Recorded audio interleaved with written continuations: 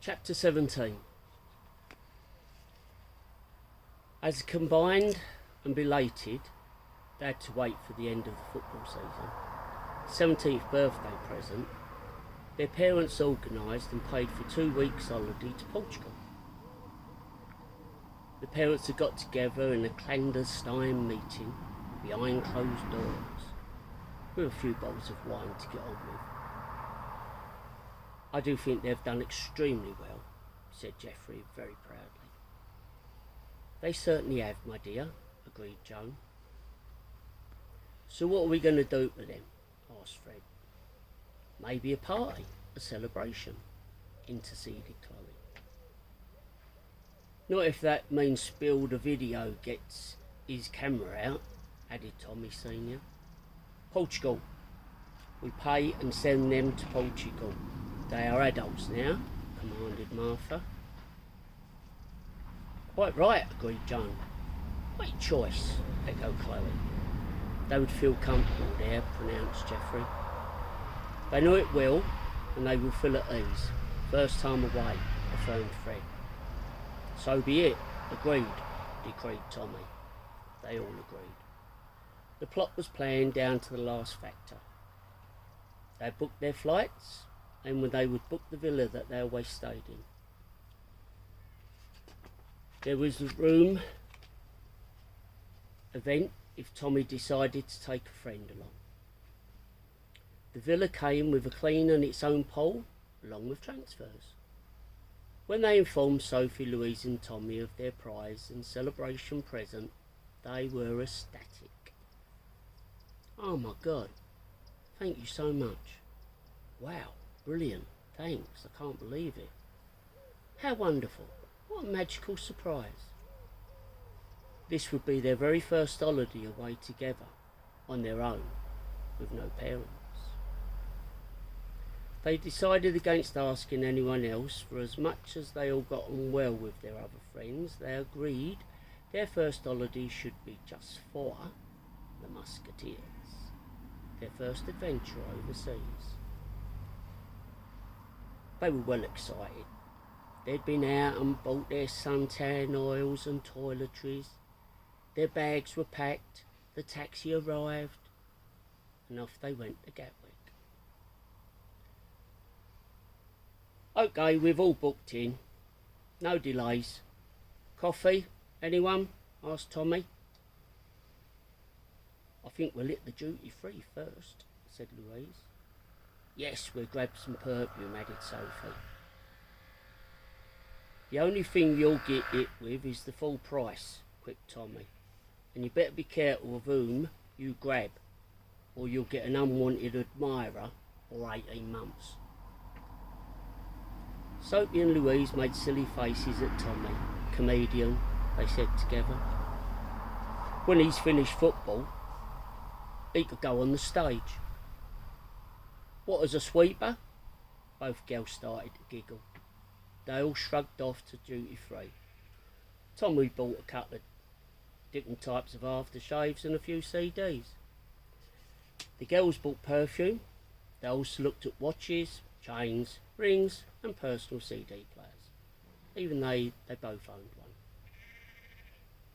I'm off for a copy, Tommy said. Coming? No, we're going to have a look in that bikini shop. Ah, sounds good to me. In that case, I'll come with you and buy myself a nice little phone, he winked. Oh, no, you won't, said Louise. You go and have your coffee. We'll catch up with you in a bit, said Sophie. And if we see a nice little thong, we'll buy it for you, quipped in Louise. Large cappuccino, please, ordered Tommy, and settled down to read his newspaper. Back page first. The girls strolled along, lazily chatting until they reached the bikini shop, which was called Let's Slip In. Sophie and Louise looked at each other, pulling silly faces. Nice name. Nicer bikinis, I hope. They started to laugh. Look at this one. There's nothing of it, grinned Louise. I don't mind showing a bit of cleavage. but we may as well stick two corn plasters over our nipples, grinned Soapy. We may as well do the loop with a piece of string around the our boobs. Or go the full Monty. Topless, with a thong, and we'll buy Tommy one. Will be known as the Thongateers. Or the Muscathongs. The girls bounced off of each other. They love their party pieces, their one-liners. Seriously, Sophie, would you go topless? Well, I'd considered it, Louise. Would you? I'd like to. Seems a shame not to. All that sunshine. Get a better tan. Get a much better tan. An all over tan. And I'm not going that far. What about Tommy? Are we going to go topless in front of Tommy? I don't know. Do you think he would get embarrassed? Embarrassed? Tommy? When does Tommy do embarrassed? I mean, does the post kiss tarmac? Do bears poo in the woods? I see what you mean. Do you think we would be embarrassed? Well, we have done it before. Soapy, we were 12 years old, and the only chest we had was a Spanish galleon's. Sunken chest. That's true. More breast on an anorexic chicken than we had on us. Our shoulder blades were bigger than our boobs. I thought I had measles once, with only 2 spots, both on the chest. Turned out to be me nipples.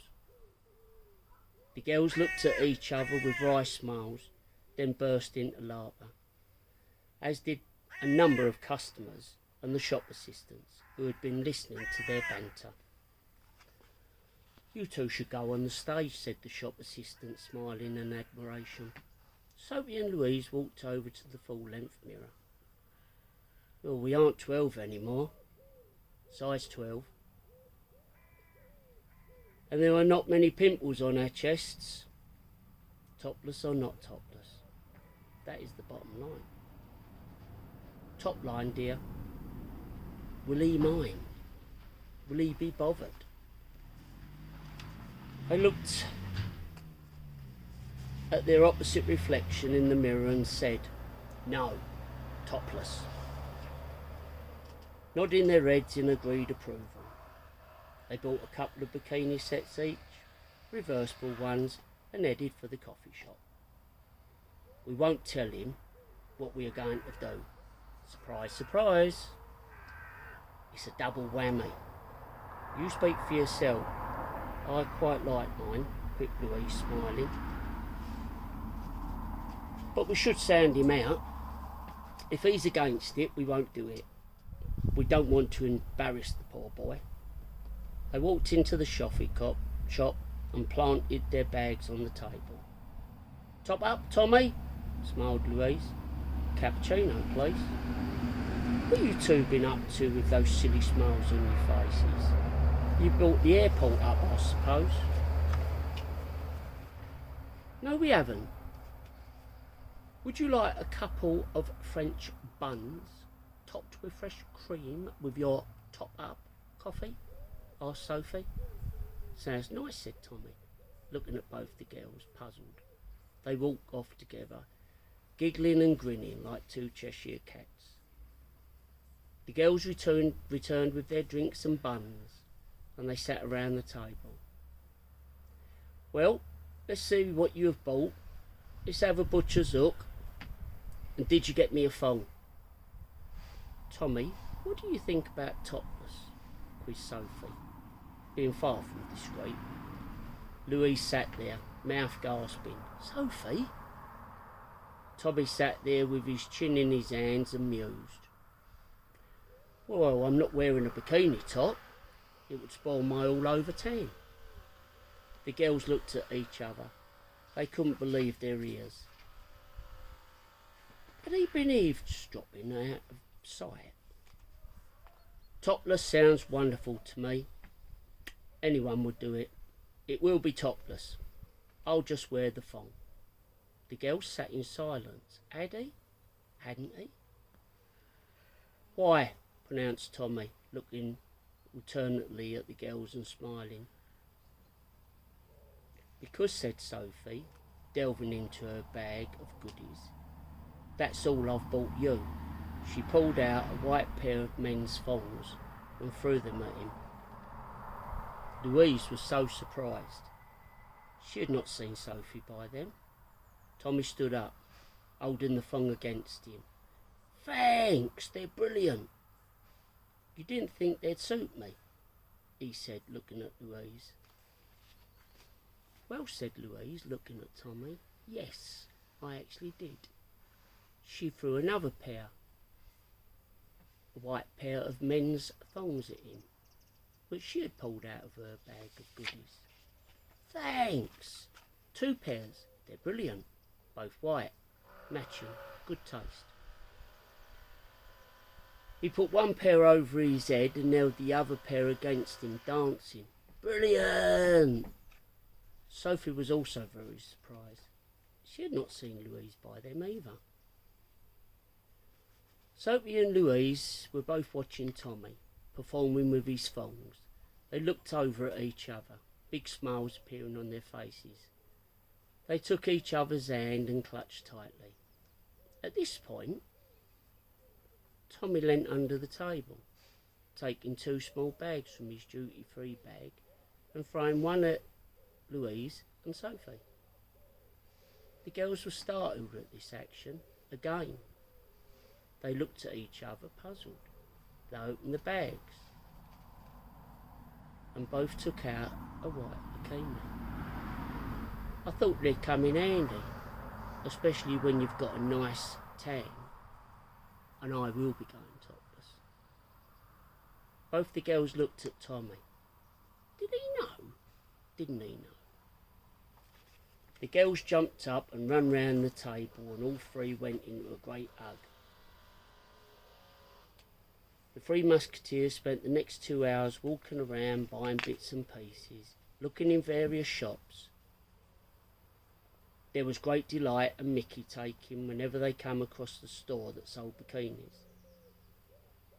Eventually their flight was called and they went through to departure, gate 22. They had another short wait and then they boarded flight 416A to Faro. They'd flown to Faro a few times, but this time they felt different. They were on their own, all grown up. 2 hours and 45 minutes to glorious beaches, beautiful sunshine, wonderful food, and a great time to be had by all.